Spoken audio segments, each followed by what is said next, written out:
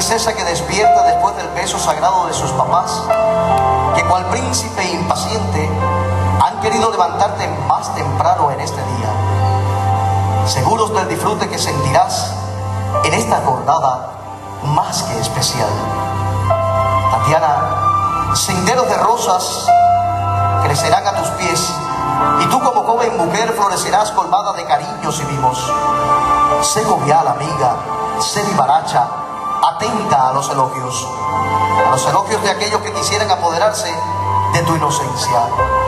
Pero recuerda, no te dejes cegar por el brillo de falsas lisonjas, pues el mundo, mi querida amiga, está lleno de iniquidades, y falsas ilusiones pueden herir tu juvenil esperanza.